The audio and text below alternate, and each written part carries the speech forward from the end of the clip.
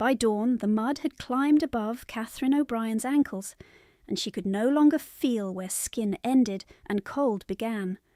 The Bath Road lay rutted and black beneath a low sky. The public mail coach lurched ahead of her, its red paint streaked with road filth, its lamps dull in the weak light. She walked beside the rear wheel with a pine crate balanced against her hip, each step jolting the weight of O'Brien's silver into her bruised forearm. A gentleman inside the coach shifted his greatcoat and watched her through glass as if she were part of the weather. Another passenger leaned out when the horses slowed and said, with bored amusement, "There is your proud miss again. Too fine to sit with servants, they say." Laughter followed him back into warmth. Catherine lowered her eyes to the mud and kept pace. Her seat had been sold before sunrise. Mrs. O'Brien had done it in the yard at Bath, smiling as she counted the coins from a draper's wife bound for London. "Business is business," she had said, lavender silk whispering around her like a soft threat. "Catherine is sturdy. She may walk." The coachman had looked away. Catherine had said nothing. She had wrapped her shawl tighter over the split seams of her gown and taken the crate when it was shoved toward her. The silver was wrapped in old linen and rattled softly when she stumbled. Spoons stamped with her father's initials, candlesticks from the townhouse dining room, a tea service her mother had once polished with chalk and patience. By noon it would be on a pawnbroker's scale. By evening it would belong to strangers. The cold had opened the cracks in her hands. Thin lines ran across her knuckles, and the pads of her fingers reddened first, then white where the wind struck them. When she shifted the crate, pain flashed from thumb to wrist. She did not loosen her hold. She had eaten half a heel of bread before first light. Mrs. O'Brien had locked the hamper and said there would be supper if the broker paid full price. The smell of sausage and onions drifted from the coach at the first posting stop, and her stomach pulled hard against itself. She drew one breath through her mouth and went to the trough for water. Her reflection broke apart when she cupped her hands. Dark hair pinned badly under a plain bonnet, one strand fallen and plastered against her cheek, face too thin, eyes too large in the hollows beneath her brow. Plain, they called her. Plain was useful. Plain was the word that made people look past what they did not wish to see. By the 3rd mile after Box, the wheel sank in clay and the coachman cursed under his breath. Catherine set down the crate, bent her shoulder to the spoke, and pushed while the postboy struck the team. Mud splashed up her skirt and soaked through to her stockings. The wheel lifted. The coach rocked free. No one thanked her. At the next rise, a trunk strap slipped from the roof rack, and she climbed the wet side ladder with numb fingers to knot it back in place. Her shoes had cracked across both toes in February and never been mended. Water entered with each step and stayed there, cold as a held coin. She walked, she lifted. She listened to people discuss her as if she stood at a distance measured in counties rather than inches. "Mrs. O'Brien is too generous," one lady said at the turnpike while she paid the keeper, "to keep a girl who contributes so little." Catherine Bent scrubbed road sludge from the wheel rim with freezing water and did not raise her head. The year was 1826, and she was 22 years old enough to be called difficult, young enough to be traded. 4 years earlier her father had still been received by magistrates and rectors as Mr. O'Brien the surgeon, steady hand, clear accounts, a man asked for by name when fever came. He had signed one surety for his second wife's debts, then another when the first was called, then a third because he believed calamity might be managed if one only worked harder and slept less. The ledgers had not forgiven him. A winter of long rides, a wet coat, a chest infection that settled and deepened, and by spring he was gone. Her mother had been dead since Catherine was 13. There had been no one left in the house with legal standing enough to hold a key. Mrs. O'Brien held all of them. At first the changes came dressed as necessity. 2 maids dismissed, then the cook, then Thomas the old footman who had carried Catherine on his shoulder when she was small. "Economy," Mrs. O'Brien said. "Prudence." The silver moved from drawers to crates, books moved from shelves to salesmen's carts. Rooms were shut to save coal, though guests were still entertained in candlelight bright enough to shame a chapel. Catherine's chamber was shifted to the attic under cracked slates, where frost laced the inside of the window. She washed linen. She scrubbed grates. She kept accounts she was not permitted to sign. Mrs. O'Brien told neighbours the girl was ungrateful, plain, and too proud to accept charity. And people repeated it because cruelty delivered in a smooth voice often passes for truth. At the midday inn yard outside Reading, the coach halted in a spray of grit and horse breath. Catherine's arms trembled when she set down the crate. The yard was loud with iron, hooves, shouts for ale, the thud of trunks on stone. She lifted 2 valises from one carriage to another, carried coal scuttles to the kitchen door, when a stable lad asked, then fetched a bucket to rinse the mud from the coach wheel, where the clay had hardened thick. Water bit through her skin. The seam at her palm reopened. She wiped it against her skirt and kept working. Travellers crossed in front of her in wool and fur. A child pointed.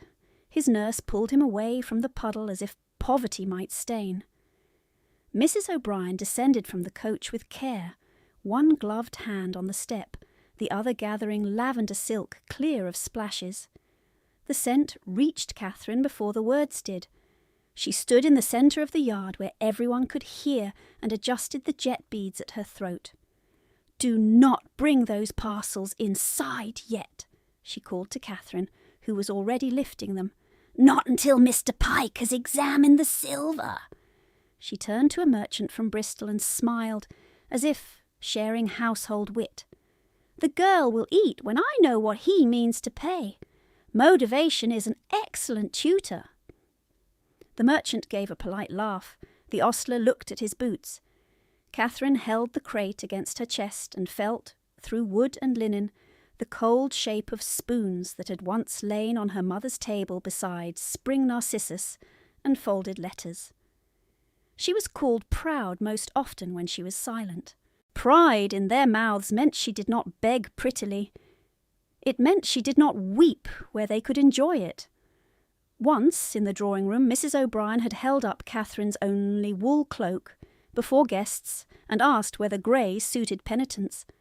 Catherine had taken it back, thanked her, and left without haste. The story passed through town by supper and returned enlarged. Miss O'Brien had refused assistance. Miss O'Brien had insulted charity. Miss O'Brien considered herself above correction. By now the phrase travelled ahead of her. On the Bath Road, at posting inns, in shops where credit had gone thin, faces turned when she entered. "That is the proud miss." It spared her pity. It invited contempt. It also granted a narrow shield, because people who believe a woman arrogant rarely notice how carefully she is counting. She counted constantly. She counted loaves, candles, coal scuttles, miles, and coins. She counted which debts had been paid and which names appeared again in Mrs. O'Brien's books with altered ink and altered dates. She counted bruises that showed and bruises that did not. She counted the stitches she set in her own sleeves at night by tallow ends. Inside the lining of her cloak, beneath a seam she had re-sewn by moonlight, she carried a small notebook no one knew remained in the house. Her father's hand filled half its pages with diagrams of joints, ribs, vessels, neat and exact, with notes on fever and bleeding, and the pressure needed to stop a wound from worsening before a surgeon arrived. The other half held columns of figures and the principles of honest ledgers: asset, liability, receipt, proof. When the house slept, she traced those words with cracked fingertips until the ache in her chest eased enough to breathe. A drizzle began again in the yard and ticked against stone. Catherine moved the crate under the eaves and stood beside it because she had been told to guard it. Through the inn window she could see Mrs. O'Brien at a small table near the fire, gloves removed, hands extended to warmth while tea was poured.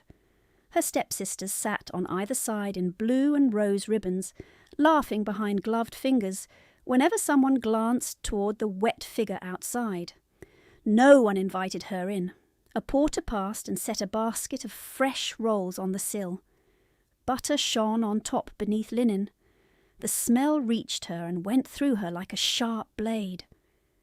She looked away from the window and fixed her gaze on the yard gate, where carts rolled in and out, where no one knew her name unless it was spoken with scorn.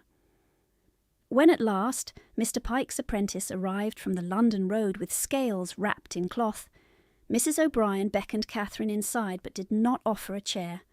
She stood in the doorway dripping rain onto polished boards, while silver was unwrapped piece by piece and weighed. "Mrs." O'Brien's smile sharpened at every number. "You see," she said to the room, not to Catherine, "one must be firm with idle girls." Catherine kept her hands folded so no one would see them shake. She watched the apprentice write totals in a narrow ledger. She watched Mrs. O'Brien tilt her head and ask for each figure to be repeated. She watched the names and values settle on paper like a sentence being passed. Hunger rose again. She swallowed it down, straightened her shoulders inside the damp cloak, and stood as if standing was still a choice. The apprentice sanded the wet ink and pushed the narrow ledger across the table for Mrs. O'Brien's mark, and Catherine watched the scratch of the quill as if it were cutting cloth she still wore. Mrs. O'Brien signed with a flourish, then tapped the total with one polished nail. "You will acknowledge receipt," she said, not looking at Catherine. "Mr. Pike's man requires a witness that the pieces were delivered complete." Catherine stepped forward when summoned, the hem of her damp skirt darkening the hearth rug where no servant should have stood. The apprentice glanced once at her cracked hands before lowering his eyes. He was not unkind, only careful. "Miss O'Brien, if you please." The title sounded wrong in his mouth, too formal for the work stains at her cuffs. Catherine took the offered pen. Her fingers cramped around it from cold, and a thin line of blood reopened along her thumb where the skin had split. She turned her hand so the blot fell beneath her sleeve and wrote her name in the margin exactly as her father had taught her, each letter clean, each stroke measured, as if precision itself could still defend a person. Mrs. O'Brien gave a soft laugh for the merchant and his wife, who had lingered to observe the weighing as entertainment. "See how solemn she is over spoons. She fancies herself a steward." One of the stepsisters, Clara, lifted her tea and replied without lowering her voice, "She does not fancy, she broods." Her sister Anne added, "Brooding is the recreation of women who have no invitations." The merchant's wife covered a smile behind her glove. Catherine set down the pen and folded her hands before her, palms inward, hiding the raw skin and the shaking that hunger made worse. Her father's instruments had once lain in drawers ordered by size and purpose, steel wrapped in linen, each item returned to its place after use. He had said that care of tools was care of life. Here the silver was reduced to ounces and debt, her mother's tea service transformed into figures between two names, and the room accepted that transformation as ordinary commerce. By the second hour after noon, the fire had warmed everyone except the one woman standing in its light with wet hems and an empty stomach, and no one in the parlour found that strange. Mrs. O'Brien gathered the receipt and the broker's notes into her reticule with the calm satisfaction of a hostess collecting calling cards. then turned at last to Catherine as if remembering a servant left in a corridor. "Take the empty crate to the yard, then return and wait. We may need to sell the candlesticks separately if the market shifts by evening." Catherine inclined her head. "Yes, ma'am." She lifted the pine box, lighter now and somehow harder to carry because the familiar weight was gone, and crossed the room while Clara's bracelet caught candlelight like a shard of ice. The bracelet had belonged to Catherine's mother, a narrow chain with seed pearls set in silver, once kept in a cedar drawer wrapped in muslin beside a wedding miniature. Clara had worn it since Easter and had told visitors it was a gift from her own aunt. At the threshold, Anne called after Catherine in a voice pitched for the room, "Do not drag your feet. You leave mud where refined people walk." Catherine did not answer. The floorboards chilled through her soles as she passed into the passage where draughts moved under every door. On the side table stood a porcelain shepherdess, missing one hand. She had lost it when the drawing-room was stripped and repacked after her father's funeral, and Mrs. O'Brien had blamed Catherine for careless dusting, though she had not touched the figure. Nothing in the house had remained where it belonged after that spring. Her mother's pianoforte had been sold first, then the long case clock, then the walnut escritoire where her father kept surgical notes and parish accounts. Catherine had watched two porters carry it down the front steps, while Mrs. O'Brien bargained over one final sovereign in the hall. "Sentiment does not settle bills," she had said when Catherine asked for the notebook inside. "Your father left liabilities, not heirlooms." The notebook had survived only because Catherine found it later in a trunk of old cloaks, wedged beneath moth-eaten shawls no dealer wanted. Even her chamber had been taken in increments, first the better blankets, then the washstand, then the latch repaired and locked from the outside when Mrs. O'Brien decided that discipline required inspection. At supper, if guests were present, she stood behind her stepmother's chair to refill glasses, while Clara and Anne discussed gowns cut in London and complained of crowded assemblies. If no guests came, Catherine ate in the back passage from a chipped bowl and washed it herself in water gone grey with ash. The phrases shifted, never the meaning. Ungrateful, idle, proud. Each word laid over her like another thin layer of dust until neighbours ceased to ask where Mr. O'Brien's daughter had gone and accepted the useful fiction that she had always been a dependent with no claim to comfort. In the yard she set down the crate near the pump and flexed her fingers against the ache. From the kitchen window came the smell of broth, thick with barley and bones. A scullery maid looked at her, then quickly looked away when Mrs. O'Brien's voice rose from inside. When she returned to the parlour, she was told to stand by the door while accounts were recited aloud, and the rhythm of numbers drew her back to a different room where winter had already settled in her father's lungs. The bedchamber then had smelled of vinegar, damp wool, and laudanum. Rain tapped the panes for 3 nights without stopping. He had coughed until his shoulders shook and still asked for the ledgers each morning, because he believed order could be restored if he saw the figures clearly enough. Catherine had sat beside the bed with ink on her fingers and read entries while he pressed 2 fingers to his temple and listened. "Again," he had whispered when she reached the notes marked against Mrs. O'Brien's milliner, the carriage repairs, the cards paid at Whitsun. "No, do not soften it. Read the sum." She had read it. His eyes had closed as if from physical pain. On the final afternoon he asked for his wife's portrait and held it in both hands with care that made her throat burn. "You must keep your mind exact," he told Catherine when the fever ebbed for one brief hour. "Kindness without exactness is how we arrived here." He meant debts. He meant signatures given to preserve peace in a house where peace was purchased with silence. He had married again 2 years after Catherine's mother died, persuaded by friends that a practising surgeon required a hostess, persuaded perhaps by loneliness, by the long evenings after rounds when no voice answered from the drawing-room. Mrs. O'Brien had arrived with roses in her bonnet and a brother who spoke briskly of investment.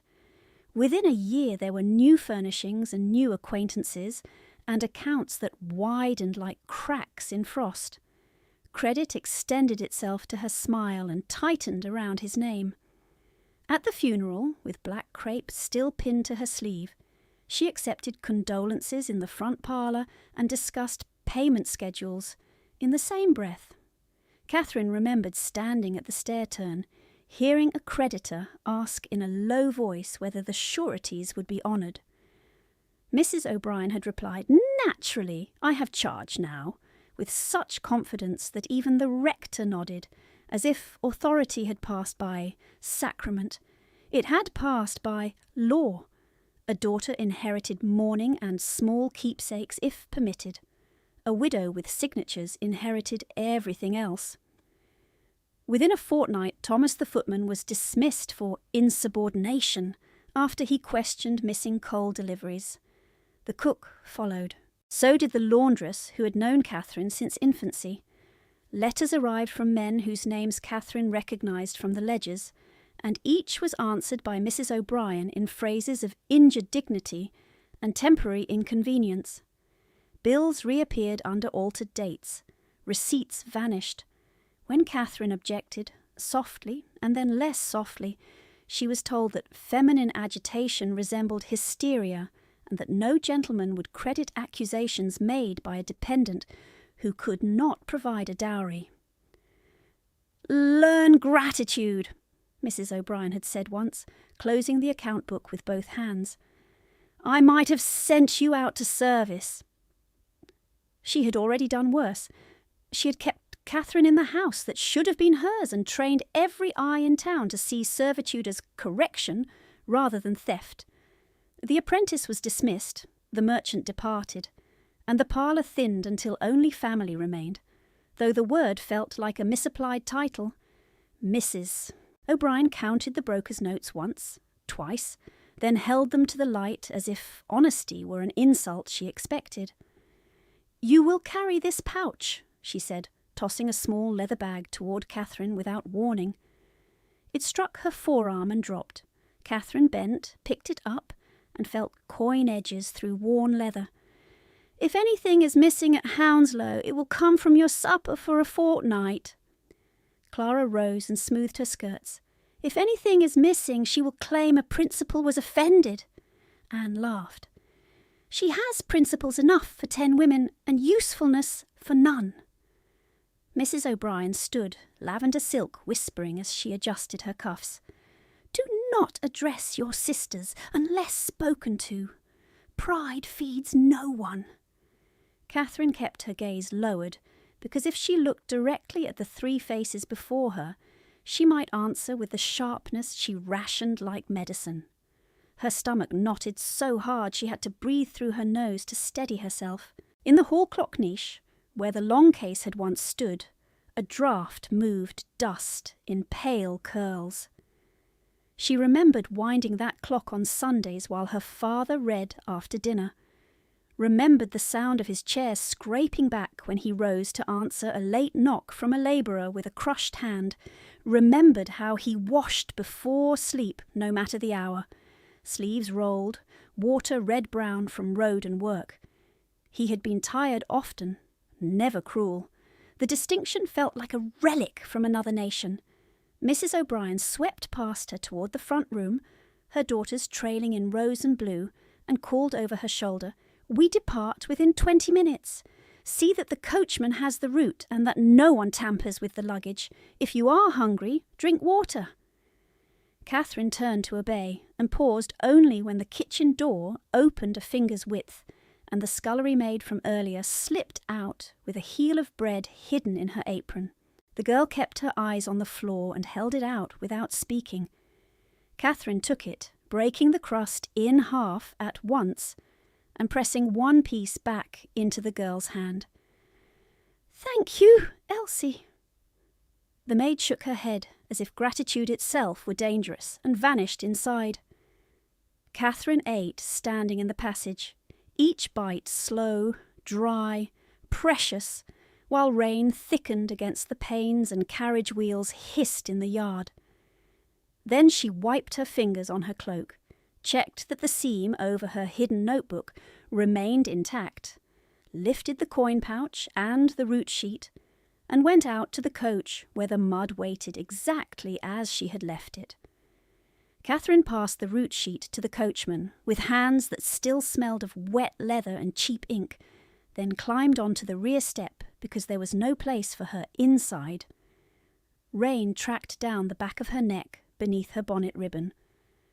The horses pulled out through the gate in a clatter of harness and iron. Mr. Zane. O'Brien settled behind glass with Clara and Anne, their silhouettes soft in lamplight, while Catherine held the rail and rode the jolting sway of the road like freight tied behind them.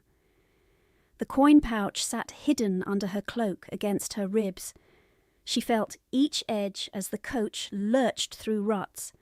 The sky had lowered into a single grey sheet over the fields. Hedges ran black with water. At each mile marker the cold deepened.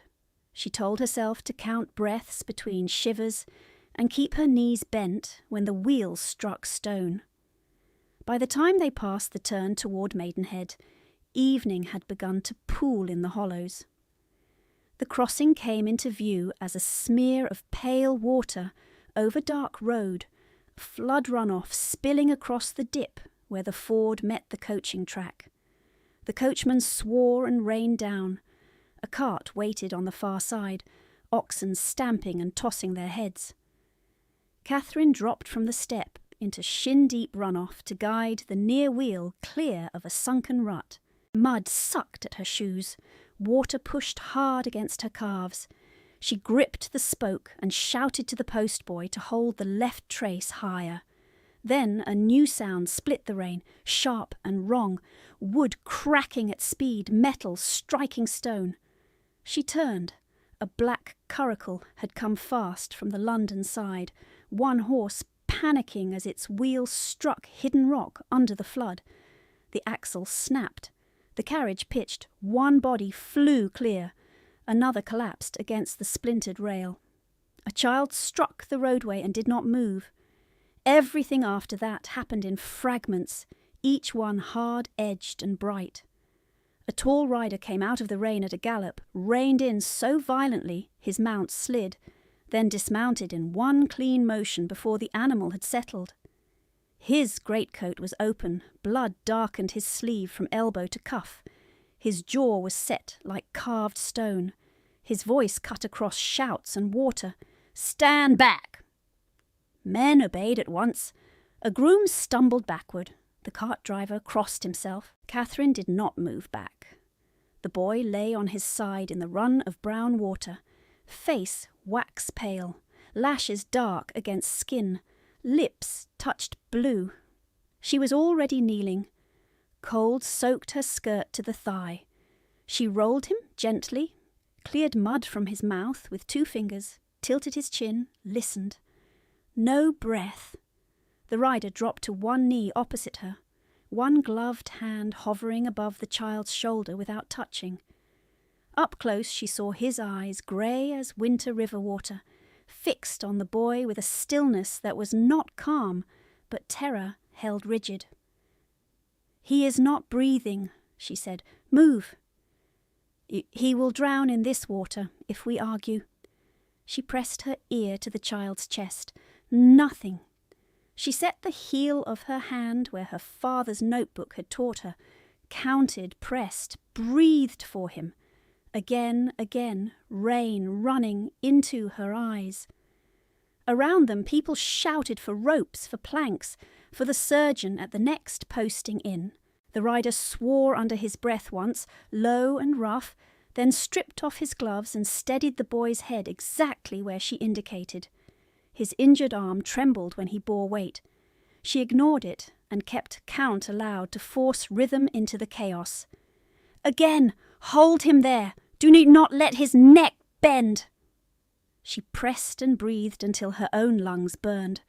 On the fourth cycle, the boy convulsed, coughed flood water across her sleeve, and drew one thin, scraping breath that sounded like cloth tearing. A woman in the crowd gasped. Someone shouted that he lived. Catherine rolled the child to his side so he could clear more water. The rider closed his eyes for one heartbeat, then opened them and looked directly at her, as if seeing her for the first time. Rain tracked down his temple and into his collar. She recognized the scar at the edge of his chin from newspaper sketches passed hand to hand in market stalls, recognized the uncompromising line of his mouth, the profile every tenant in 3 counties could name: Lucien Vale, Duke of Ravenscar. The name struck with the force of a dropped weight. Everyone knew the stories. The young Duke who had ridden back from war colder than January stone, the man who spoke in orders and paid in silence, the brother lost in a river flood years before, a loss repeated whenever people explained why Ravenscar never attended summer fêtes and never smiled in public rooms. Catherine had never expected to stand in floodwater with him while his ward fought for air between them. "Can he travel?" he asked. "Not far. He has struck his head." She touched the boy's scalp and found warm wetness under soaked curls. "He needs shelter and stitches now. Fire. Dry blankets." The Duke rose in one motion and lifted the child into his arms with practised care, blood from his own sleeve mixing with muddy water on the boy's coat. He turned to the road. "Rook, bring the surgeon from the White Hart. Drag what remains of the curricle clear before another team breaks a neck." A groom mounted and rode hard toward the inn. The Duke looked back once at Catherine.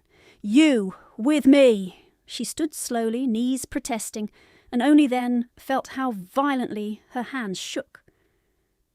The coachman from Mrs. O'Brien's carriage stared at her from the far side of the flood with open alarm, as if she had stepped beyond a boundary no woman in worn shoes had leave to cross. Behind the coach window, Clara's face appeared and vanished. Mrs. O'Brien did not step down. Catherine could already hear what would be said later. She had abandoned her duty. She had presumed upon strangers. She had made a spectacle. None of it mattered while the child's breath still rasped like thread over glass. The White Hart's private parlour smelled of wet wool, lamp oil, and hot iron from the poker set near the hearth. Servants ran in and out carrying basins, towels, brandy, armfuls of blankets. The Duke laid the boy on the long settle before the fire and stripped off soaked coat and waistcoat with movements clipped and precise. Blood had spread through his shirt sleeve from a deep cut near the biceps, but he gave it no glance. Catherine stood at the threshold dripping onto polished boards, aware of every boundary in the room, aware that one command could send her back into the passage where women like her waited to be dismissed. The boy moaned and tried to turn his head. Catherine crossed to him. "Do not move, sweetheart. Breathe slowly." She parted his hair and found the laceration above the ear. Not skull deep, but long, still bleeding. The Duke stepped between her and the settle at once. "Leave him! The surgeon is coming!" She met his gaze because there was no time for deference polished into safer words. "My lord, he will die first." A muscle jumped in his jaw. For a second she thought he would have her removed. Then he moved aside by half a pace, no more. "What do you require?" "Boiled water, clean cloth, needle and silk if the house has any. A spoon of laudanum for him if available, not enough to cloud his breath. Light closer to this side." He repeated each instruction without question. Servants flew. Catherine removed her cloak, wrung rein from her cuffs, and sat on the edge of the settle. Her fingers were numb. She held them near the fire for 3 breaths, then set them steady against the boy's temple. The Duke braced the child's shoulders at her nod. When she cleaned the wound, the boy cried out and tried to jerk away. The Duke bent over him, voice low and iron hard. "Ned, look at me. You will hold." The child's eyes fluttered open, unfocused and frightened. "I am cold." "I know," the Duke said. "Stay with me." Catherine threaded the needle. The first stitch pulled clean. The second bled. She pressed, waited, stitched again. Her father's lessons returned in her hands, as if the years between had thinned to paper. Edge to edge. Do not hurry a wound, because fear is loud. She counted each pass under her breath. The room narrowed to skin, silk, and pulse. Outside the parlour door she heard voices rise and fall, the innkeeper arguing with us, someone about access, boots on stone, rain against shutters. When she tied off the final stitch, she leaned back and let out one held breath. "Bandage now, not too tight." The Duke bound the linen exactly as directed. His blood had soaked through to his cuff in a deeper red. Catherine looked at it before she could stop herself. "Your arm needs dressing." "It can wait." "It cannot. You are still bleeding." His eyes lifted to hers then, sharp, assessing, and something in the line of his face shifted. It was not softness. It was recognition, reluctant and absolute, as if he had found a fact he could not dismiss. "You give orders easily for a woman standing in my parlour, uninvited." "You invited me at the crossing." His mouth twitched. Not quite a smile. "Sit." She remained standing. "I will clean your arm while he sleeps." For one suspended moment the rain seemed to recede.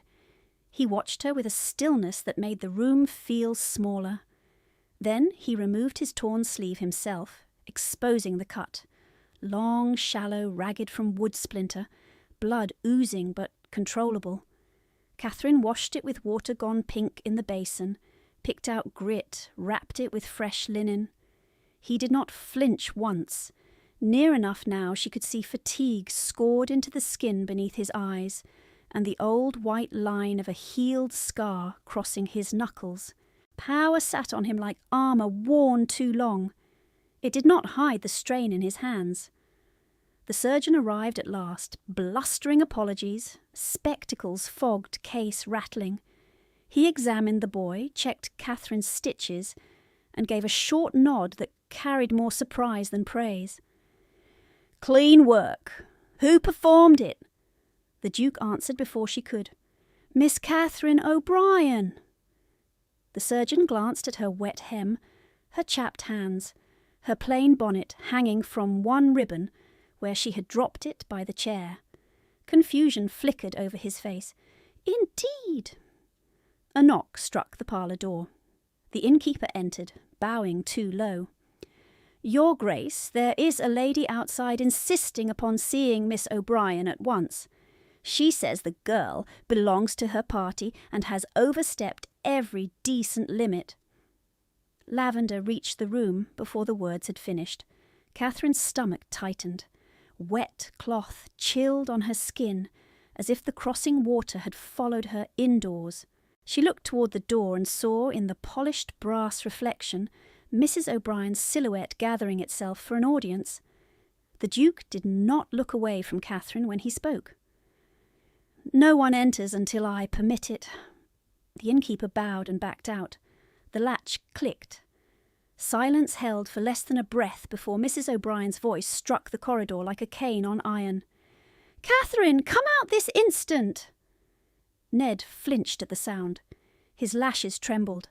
A small moan escaped him and dissolved into a cough. Catherine went to the settle and laid 2 fingers at his throat. Fast pulse. Too fast. The skin beneath her hand had turned hotter than it had been moments earlier. The surgeon snapped open another vial and frowned into the lamplight. Fever from shock, perhaps from the blow. We must keep him quiet." The Duke stood at the foot of the settle, broad shoulders still damp from rain, expression cut from winter rock. "He will have quiet." Mrs. O'Brien struck the door panel with her palm. "You have no authority over my household, Your Grace, where my stepdaughter is concerned." Catherine shut her eyes for one brief moment. The words were not for entry. They were for witnesses gathering in the passage. By morning the posting road would carry 20 versions to London, and each would leave out the child's blue lips in flood water. She looked at the Duke. "My lord, if she continues, he will not rest." "You will not step into that corridor." "If I do not, she will grow louder." His jaw tightened. "That is my concern." Ned stirred again, frightened by voices he could not place. Catherine bent close. "You are safe. Do not try to rise." She wrung a cloth in cool water and laid it across his brow. He sighed and went still, but the pulse at his neck ran like a trapped bird. Mrs. O'Brien called again, now with sharpened sweetness. "Gentlemen are listening, Catherine. You would not wish to deepen your disgrace." Catherine straightened. Disgrace had already been assigned to her years ago. It had not required evidence then. It would not require it now. She could let the Duke's servants force her stepmother away. She could remain silent and allow gossip to invent what it pleased. She could also stop the noise. "I ask leave to speak to her for 1 minute," she said. The Duke did not answer at once. He watched her with that hard, level attention that made evasion feel childish. At last he nodded once to the surgeon. "Remain with the boy." Then to Catherine, clipped as a command but lower than before. "The door stays open." She crossed the room with wet skirts, brushing her ankles, and opened the latch herself. The corridor was crowded already. A pair of commercial travellers stood near the stair rail pretending to inspect their gloves. 2 maids hovered by a side table with fresh towels gone cold in their arms. Mrs.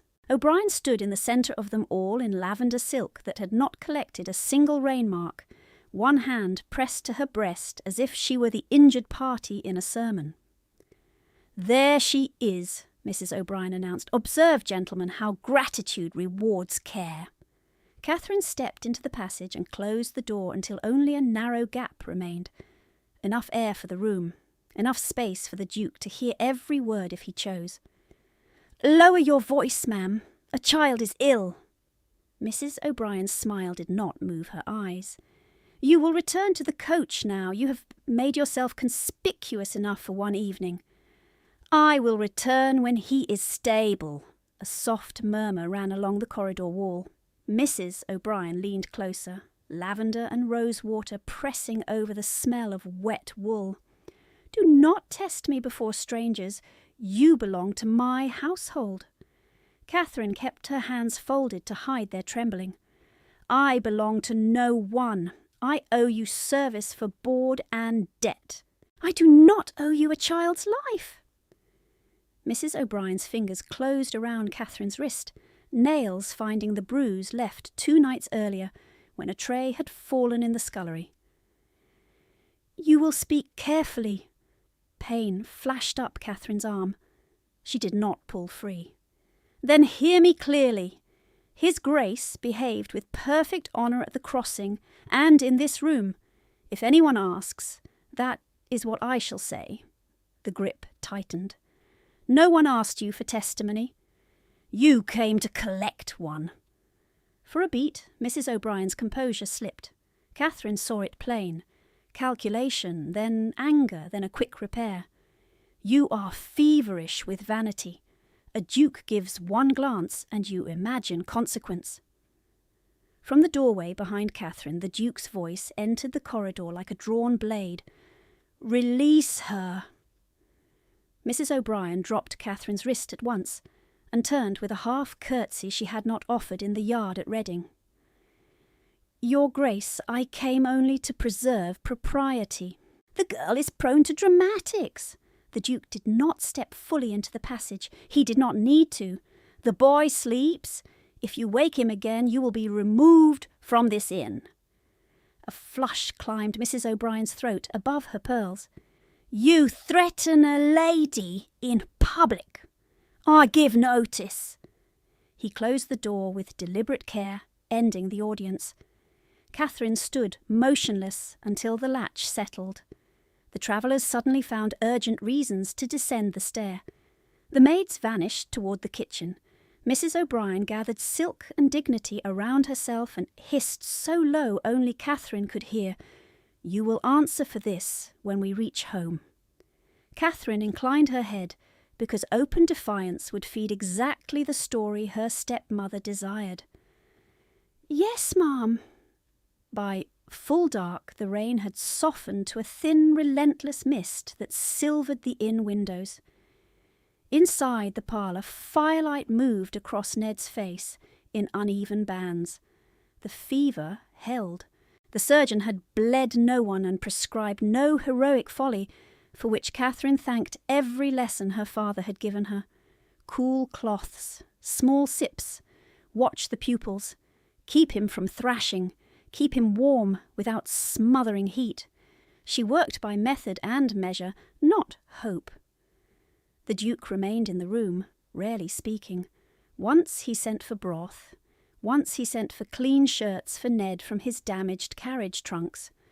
Once he stood so still by the hearth that she wondered whether he had slept in days. Near 9 o'clock, Rook entered to report that the flooded crossing had finally been cleared. "One driver with a broken collarbone sent to the smithy room, Your Grace. A stable lad's hand caught under timber. He is in the back kitchen, sir, mister." Hensley has not yet looked. The surgeon, bent over Ned's pulse, muttered an oath. "I cannot split in two." Catherine looked up. "How old is the lad?"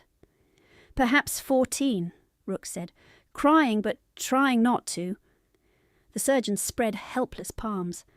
"If I leave now and this boy seizes, you will curse me for negligence. If I stay, the lad may lose fingers." The Duke's attention went to Ned, then to the surgeon's case, then briefly to Catherine. He said nothing. Catherine stood. "I can assess the hand and bind it until you come." The surgeon stared. "You are not licensed." "No, but I know what pressure preserves tissue and what pressure destroys it. I will not set bone." The Duke's gaze hardened. "You have done enough tonight." Rook shifted at the door. In the kitchen corridor, faint and raw, came the sound of a boy trying to swallow sobs. Catherine lifted her chin. "My lord, if swelling closes the circulation, enough will not be enough." His expression did not change. "You will return here immediately when it is bound." "Yes, my lord." She took a basin, linen strips, and the small jar of salve the surgeon pushed toward her with reluctant consent. The back passage was colder than the front rooms by 10 degrees, if it was an inch. Grease smoke hung low. The kitchen had narrowed to one corner near the bread oven, where the injured lad sat on an upturned crate, face grey beneath freckles, right hand wrapped in a bloodied cloth that dripped onto flagstone. An older cook stood behind him, whispering prayers while she tried not to weep. Catherine knelt. "What is your name?" "Tom," he whispered. "Tom, I am going to look. You may shout, 'Do not yank away.'" He nodded with fierce effort. She unwound the cloth. 2 fingers were badly bruised, 1 nail torn. No obvious deformity at the metacarpals. Capillary return sluggish but present. She exhaled slowly. Not a crush beyond saving. Not tonight. "Good," she said, and meant it. "You keep this hand." She irrigated grit with warm water, ignoring her own hand's protest as cracked skin met salt and blood. Tom bit his sleeve to keep from crying out too loudly. She splinted 2 fingers together with trimmed kindling sticks wrapped in linen, elevated the hand on folded cloth, then bound it snug and checked circulation again. When the surgeon comes, he may alter this. Until then, do not lower it. Do you understand? Yes, miss. If your fingers turn white or numb, send for me at once. The cook touched Catherine's shoulder, eyes bright with gratitude and fear. Miss O'Brien, if your mistress hears, she has heard worse from me this evening. Catherine rose to rinse the basin. Through the half-open kitchen door she caught a reflection in dark glass. The Duke, silent in the passage behind her, one hand braced on the jamb, watching without interruption. She had not heard him approach. She set the basin down. I was returning now. His gaze moved from Tom's splintered hand to the blood on Catherine's cuff, then to the fissures across her knuckles, where fresh red had opened again. You are injured. Only cold. Liar. The word was quiet, not cruel. He stepped closer and held out a folded cloth. Wrap your hands. She took it after a pause. Thank you.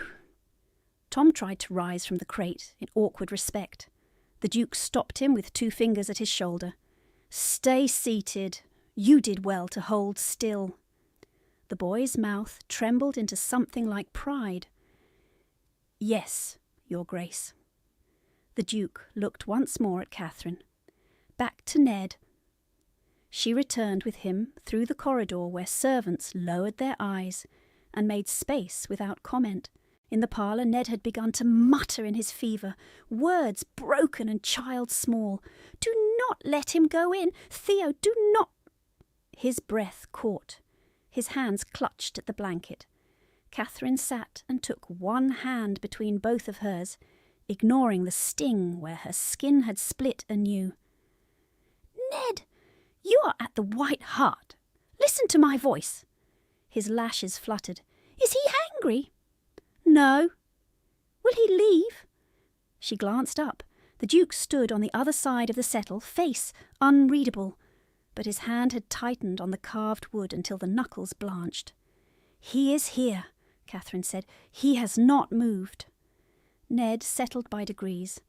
She began to speak in the low cadence she remembered from childhood sick rooms. Not quite song, not quite prayer. Simple facts repeated until fear loosened its grip. The fire cracked.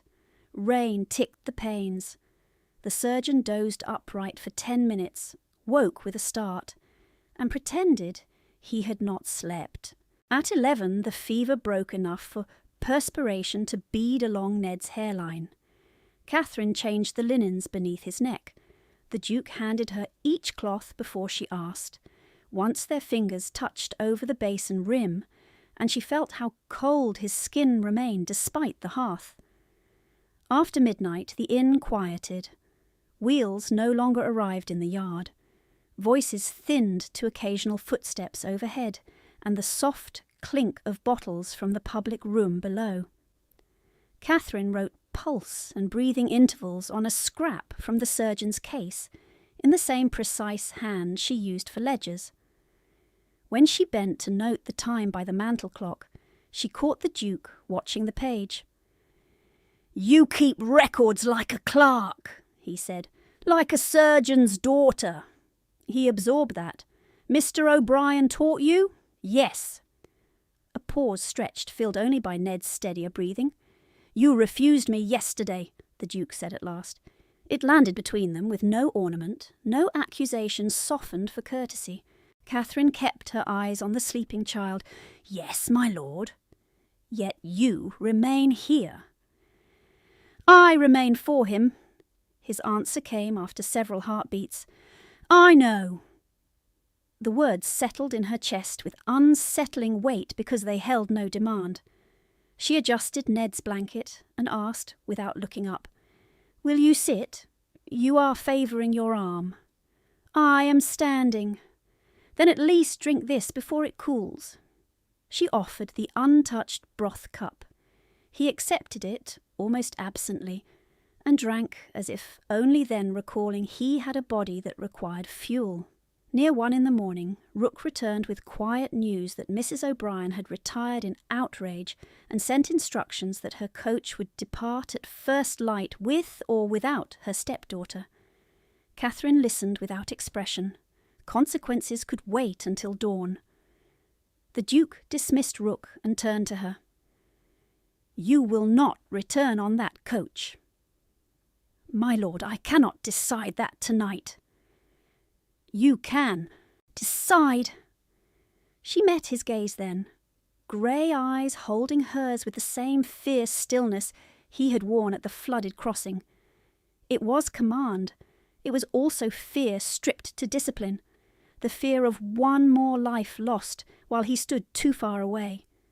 Ned sighed and slept on, his pulse at last within a safer range beneath Catherine's fingers. She looked back to the child, then to the notes on the small table, then to her torn cuffs darkened by other people's blood and rainwater. "I will decide when he wakes clear-headed," she said. The Duke set down the empty broth cup. "Very well." He drew a chair to the settle's far side and sat without removing his gaze from Ned, as if movement itself might break the fragile truce won from flood and fever. Catherine changed the cooling cloth once more, checked the bandage, and resumed her watch in the narrow strip of night before dawn, aware at every breath that he was still there, silent and unyielding, witnessing all of it. The mantel clock marked the 1/4 hour with a thin, careful chime, and Catherine kept her fingers on Ned's wrist until the pulse settled into a steadier beat. Firelight breathed across the boy's face. Sweat cooled at his temples. The fever had not gone, but it had loosened its grip enough that each breath no longer sounded like a fight. Across the settle the Duke remained exactly where he had sat, one forearm on his knee, gaze fixed on Ned as if vigilance were a form of penance. He had not removed his boots. He had not leaned back. He had not once looked toward the door. Catherine dipped the cloth, wrung it, laid it again over Ned's brow. Her shoulders ached from hours bent forward. The cracks in her hands stung whenever water found them. She reached for the scrap where she had marked pulse intervals and realized her writing had begun to slope. "Give me the page," the Duke said. She glanced up. "My lord!" "The page. Your hand is shaking." She should have denied it. Instead, she passed him the scrap. He read the numbers in silence, then set the sheet back on the table with unusual care, flattening the corner where it had curled from damp. "You have not eaten since afternoon." She stared at him. "How would you know that?" "I asked." The answer landed harder than she expected. Not because he had gathered information. Men with rank gathered facts as easily as they summoned horses. It was the plainness of it, no polite fiction, no pretense that he had not noticed. Ned stirred and whispered through sleep, "Do not let the water take him." The Duke's hand closed around the carved arm of the chair so tightly the tendons lifted under his skin. He did not answer the sleeping child. Catherine moved first, lowering her voice to the cadence she had used all night. "No water now, Ned. Only blankets and fire. You are safe." The boy's breathing eased. The Duke's hand did not. An hour before dawn, rain thinned to a soft tapping against the panes, and the inn settled into that peculiar stillness between exhaustion and morning labour. Catherine rose to refresh the basin, and the room tipped for a moment, black at the edges. She caught the table before she could fall. Ink, spoon, folded cloth, all of it rattled under her palm. The Duke was on his feet at once. "Sit down. I am well. Sit."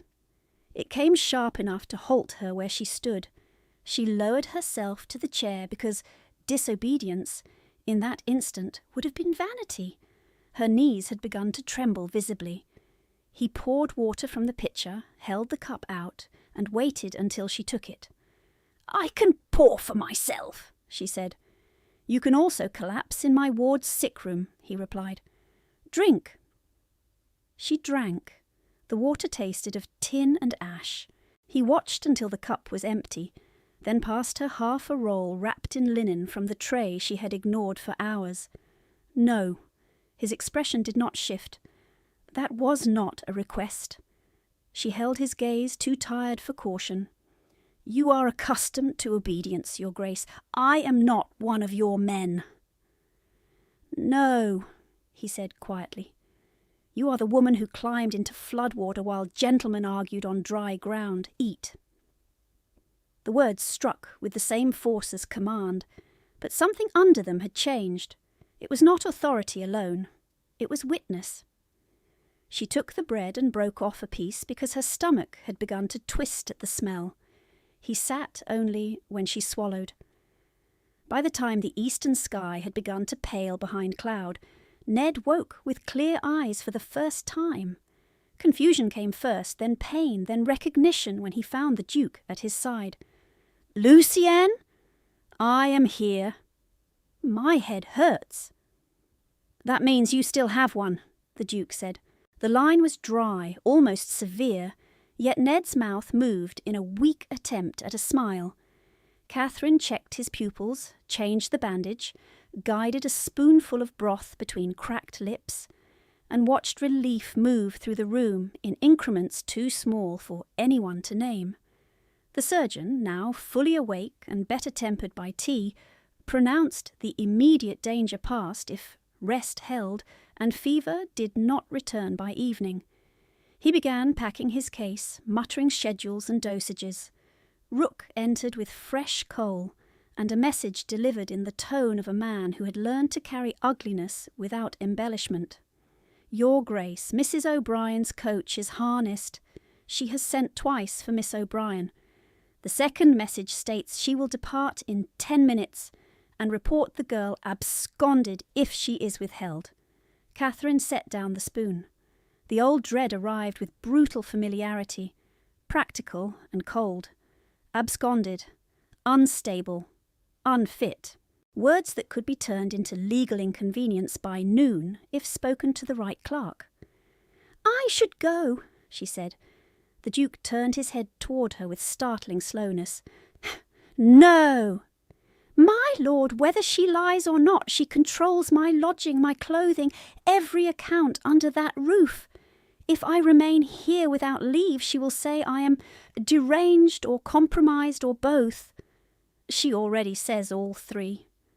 Then I must not hand her proof she can shape." He stood. The movement was controlled, but the force in it made the surgeon pause with his case half latched. "You will not return to that coach." Catherine rose as well, though the room swayed again. "You have no legal right to detain me, and I have no legal right to refuse her household without consequence." His eyes fixed on her face, then dropped, precise as a blade, to her wrist, where last night's bruising had darkened from blue to plum above the cuff. He looked at her hands, split and newly red where water had reopened old cracks. He looked at her shoes by the hearth, leather broken across both toes, still damp despite the fire. "Your right wrist is bruised in the shape of a hand," he said. "Your knuckles are split from work done without gloves. Your shoes admit water. You carried a coin pouch all yesterday and were threatened with hunger if sums came short. You are called proud when you do not beg. I have watched men call that discipline." Each line fell without raised voice. No anger performed for effect, no gentleness either. Bare naming, brutal and exact. The surgeon went very still beside his case. Rook looked at the floor. Catherine felt heat rise under her skin that had nothing to do with the fire. Exposure could humiliate as thoroughly as mockery if done carelessly. Yet this did not feel careless. It felt like being seen in daylight after years of deliberate dimness. She answered with difficulty, "If you know so much, you know why I refused you." His jaw tightened once. "I do." "Then do not make this another transaction." Silence stretched, Ned, drowsing again, shifted under blankets and caught Catherine's sleeve with weak fingers, as if even half asleep he feared waking to an empty room. She eased his hand back to the coverlet. When the Duke spoke, his tone had lowered. "My proposal was made like a contract because contracts are enforceable," he said. "I thought protection could be purchased cleanly and delivered without asking anything softer than consent. I was wrong in form, not in intent." He stepped closer, close enough that she could see a faint tremor at the base of his injured hand where strain had begun to catch up with him. "I will say this once, and I will not withdraw it later. You will not be sent back to a house where harm is called duty. If you choose never to marry me, I will still see you legally free of her control." The words entered her like cold air after a shuttered room, sharp and clarifying and painful because hope, once admitted, demanded risk. "You cannot promise what the law may deny," she whispered. "I already have the March debt transfer in 2 hands," he said. "One in her ledger, one in the broker's daybook. Your signature differs in stroke order and pressure. It is forged." Catherine stared. She had suspected. She had counted mismatched ink and altered dates. Hearing it named aloud by a duke in a sick room before witnesses felt like a lock turning. He continued, each sentence clipped. "My solicitor is in London. Rook leaves within the hour. Statements will be sworn. The magistrate at Ravenscar owes me nothing and fears no drawing-room opinion. You will have counsel." Rook bowed once, accepting orders not yet spoken. The surgeon closed his case fully and straightened. "If sworn testimony is required regarding the boy's treatment and the circumstances at the crossing, I will provide it." Catherine looked from one man to the other, then back to the Duke. "Why?" His mouth flattened, almost bitter. "Because I watched my brother go under in flood water while men shouted contradictory instructions from the bank. Because last night I watched you choose every vulnerable person in reach and ask no permission. Because I should have spoken sooner than this hour." Ned gave a small sound, not quite waking. The Duke's attention flicked to him and returned immediately to Catherine, as if he feared she might vanish if he looked away too long. "You said you would decide when he woke clear-headed," he said. "He is awake. Decide now. Stay here under my protection while this is put before the law, or walk to that coach and let her write the next version of your life." It was command in structure, confession in substance. He had placed power where all could see it and then, with visible effort, held his hand open instead of closing it. Catherine felt the old reflex rise, endure quietly, avoid spectacle, survive one day and then the next. Beside it rose something newer and more dangerous, the possibility of choosing a different ground and standing on it without apology. She looked at Ned sleeping between them, at the notes on the table in her own steady hand, at the Duke, who had not moved from this room through an entire night, though rank gave him 100 easier places to wait. "When Mrs. O'Brien asks where I am," she said, voice low but clear, "what shall I tell her?" "You will tell her the truth," he answered, "that you are under my protection as medical witness to my ward's injury, until formal statements are taken. You will tell her any further claim upon your person is disputed and now documented." He paused, then added, each word deliberate enough to be remembered in court or chapel alike, "And you will tell her I have seen her methods." A knock sounded at the outer door, brisk, impatient, unmistakably Mrs. O'Brien's rhythm translated through another hand. No one in the room moved. The Duke did not even turn his head. Catherine drew one breath, then another. She felt the sum of her hidden notebook against her ribs beneath the cloak hanging from the chair. Asset, liability, receipt, proof. Her father's categories, suddenly alive. "I will stay," she said. Only then did the Duke's shoulders lower by a fraction.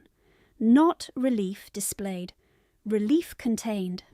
He crossed to the door, opened it just wide enough to address the servant in the passage, and spoke without raising his voice. "Inform Mrs. O'Brien that Miss O'Brien remains at the White Hart by my order and by medical necessity." "Her coach may depart!" The servant stammered assent and retreated. A moment later, from beyond 2 doors and a stairwell, came the muffled edge of a woman's outrage cut short by corridor distance. The Duke closed the door again. He returned to the settle, resumed his chair, and set his uninjured hand lightly on the blanket near Ned's shoulder, not touching the child, not quite touching Catherine's sleeve where it rested on the cushion between them. He did not move from that position as morning finally broke. He did not move from that position as morning finally broke, and when the second knock came, the sound was harder, official, not the impatient tapping of a lady denied. Rook opened to the local constable and the innkeeper together, both damp from mist, both carrying the strained politeness of men who understood rank and trouble in equal measure. Behind them, in the corridor where travellers had begun to gather with cups of coffee and cloaks over night-clothes, Mrs. O'Brien stood in lavender silk gone slightly crushed at the hem, as if indignation had kept her from sleep. The constable removed his hat. "Your Grace, Madame insists upon a charge of unlawful detention." Catherine rose, every muscle protesting. The Duke remained seated until Ned opened his eyes and saw him, then closed them again in trust. Only then did he stand. "No one is detained," he said. "Miss O'Brien is here by stated choice and as medical witness." Mrs. O'Brien stepped forward, voice ringing for the corridor audience. "The girl is exhausted and suggestible. She does not comprehend what she says when flattered." Catherine answered before the Duke could. "I comprehend you perfectly, ma'am." The constable looked from one face to the other, then at Catherine's wrist, where bruising showed above her cuff. His expression altered by a degree. "Miss, do you wish to depart with your stepmother?" "No." One word, clear enough that a maid in the hallway went still with a tray in her hands. Mrs. O'Brien gave a brittle laugh. "You see, pride and dramatics!" The Duke took one step into the doorway. "Constable, take down my statement now. Also Mr. Hensley's. Also the surgeon's. Mrs. O'Brien may submit her own in turn." By late morning, the inn's coffee room had become an improvised chamber of record. The magistrate from the nearest 100 arrived in a dark coat, still smelling of horse, his clerk beside him with 3 sharpened quills. The surgeon testified first, spectacles flashing when he turned toward Catherine. He described the crossing, the child's condition, the treatment performed, the immediate necessity for her continued presence. He also described, with visible reluctance that made the truth heavier, the marks he had observed at her wrist and forearm before dawn. Rook produced 2 ledgers wrapped in oilskin, one from Mrs. O'Brien's household desk, taken under the Duke's authority as guardian witness, one from Mr. Pike's apprentice, fetched by express from the London road with the broker's seal intact. The clerk compared signatures line by line while ink dried in small black pools on the page. Mrs. O'Brien interrupted twice to accuse the room of conspiracy, once to accuse Catherine of ingratitude, and once to accuse the Duke of using legal forms to settle a private fancy. The magistrate cut her off, each time with the same phrase. "You will wait your turn, madam." When Catherine was called, she stood in a patch of cold light by the window, and kept her gaze on the clerk's shoulder rather than on the spectators pressed along the wall. She gave dates, she gave sums, she gave the order in which silver had been sold, she accounted for the coin pouch placed in her charge and the threat attached to it. When asked how she could distinguish her own signature from the forged one, she reached beneath her cloak and opened the seam with the small penknife, she had carried for years. The notebook came out wrapped in linen gone soft with age. Her father's hand filled the first pages. Anatomy in careful brown ink. Then ledgers, principles, and an exercise page where he had made her sign her name 20 times, correcting stroke direction and pressure. The clerk laid that page beside the March transfer. Even those at the back could see the difference once it was pointed out. Mrs. O'Brien's forged signature began with a downward drag. Catherine's true hand lifted first, then turned. The magistrate sat back. Noted. The innkeeper brought in the pine crate, as requested, now empty, carrying the broker's chalk marks from Reading. The physical inventory aligned with Pike's daybook and the receipt Catherine had signed in bleeding cramped script. The apprentice, pale and frightened by the grandeur of the room, confirmed under oath that Mrs. O'Brien had required the girl to stand unfed until valuation ended. The coachman from Bath, hat crushed in his hands, admitted he had sold Catherine's seat at Mrs. O'Brien's instruction and watched her walk beside the coach through mud to Hounslow. No single statement shattered the case. The accumulation did. By the second afternoon in October, after 2 hours of whispered calculation with his clerk, the magistrate issued temporary orders. Mrs. O'Brien was barred from transferring any property in Catherine O'Brien's name or late father's trust pending full hearing. All household ledgers were to be held under seal. Miss O'Brien was placed under independent legal protection by consent of the court and could not be compelled back into Mrs. O'Brien's household service. A writ officer from Reading would execute seizure of disputed account books before dusk.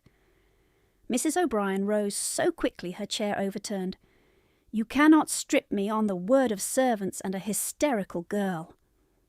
The Duke did not raise his voice. "Liar! You are covered in silk bought on stolen sums." A flush climbed her face, blotched and sudden. "How dare you!" He turned his head toward Catherine's bruised wrist, then back to the magistrate. "She is covered in bruises. You have heard why." The room held its breath. The magistrate's mouth tightened. "Madam, you will remain seated." The writ officer arrived an hour later with 2 deputies and a leather case of seals. In full view of the inn-yard, where travellers pretended to adjust harness and listened to every word, he read the order aloud and escorted Mrs. O'Brien to her coach, under legal instruction not to return to the O'Brien townhouse until called. Her daughters wept from outrage more than grief. Lavender perfume lingered after the wheels left, then thinned into stable smoke. No one applauded. The quiet was more complete than noise.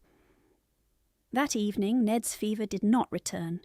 He drank broth without trembling and slept with one hand on the blanket near Lucian's sleeve.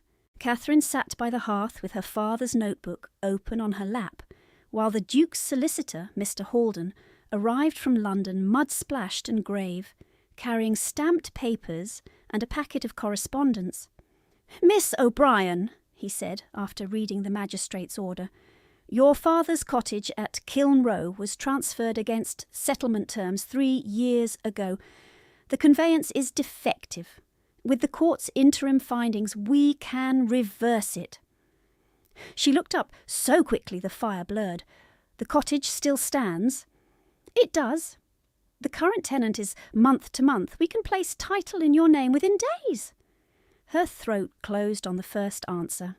She nodded instead. When the room emptied, only she and the Duke remained awake. Rain had begun again, soft against the panes. He stood by the mantel, hands braced, as if choosing words cost him muscle and bone. "At the chapel tomorrow," he said. "I must sign guardianship papers for Ned while the full hearing proceeds. The rector and magistrate will be present. You are under no obligation to attend." She closed the notebook and set it aside. "Is that what you want to ask?" His hand trembled once and steadied. "No." He crossed the room and stopped a respectful distance away, closer than courtesy demanded, farther than desire requested. "Will you choose me now?" No command, no bargain, no debt ledger between them. Only the question and the open fear that she might answer no. She held his gaze and saw again the face at the crossing when he thought no one watched, terror, guilt, and a man exhausted by his own armour. She also saw what had followed since dawn, witnesses summoned, evidence opened, protection given without purchase. "Yes," she said. At the chapel door the next day, with the same magistrate and rector as legal witnesses, and Ned wrapped in a dark cloak beside Rook, she gave her consent in a voice that did not shake. The Duke did not touch her until the vows were complete. When he did, it was only his hand over hers, warm and careful, as if even joy should be handled with precision. 3 days later, under a pale sun and a cutting wind, Catherine unlocked the door of her father's cottage, with a new brass key bearing her initials. Dust lay thick on the table. The surgery room smelled of old wood and disuse. Mr. Holden handed her the final papers. Title sealed. Trust restored in part. Remaining funds secured against further claim. Rook carried in a small crate from Ravenscar. Inside lay the recovered household items the writ officer had listed as personal effects withheld without right, her mother's seed pearl bracelet wrapped in muslin, 2 medical texts with her father's notes in the margins, and the chipped porcelain shepherdess with one hand missing, not repaired, still hers. Ned arrived before noon with Lucian and Mrs. Davies from Ravenscar. He stood solemnly in the doorway and presented a parcel of clean bandages tied with crooked twine. "For your surgery," he said, as if making an offering at an altar. Catherine knelt to his height. "Then you must be my first assistant." He nodded, fiercely proud. Lucienne watched from the threshold, coat dark against the light, and for the first time since she had known him, his mouth shifted, not quite a smile. Enough. By evening she had lit the surgery fire, scrubbed the work table, and placed her father's notebook in the top drawer beside fresh ledgers in her own hand. Asset, liability, receipt, and proof.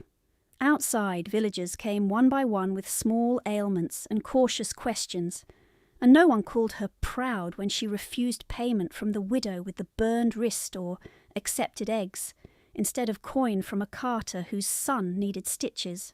When the last patient left, Lucian closed the surgery door and stood with his back to it, wind in his hair, eyes no longer winter empty. "Come inside," he said softly. She crossed the room and took his hand before he could ask again. No one touched her without permission now. No one wrote her life in margins she did not control.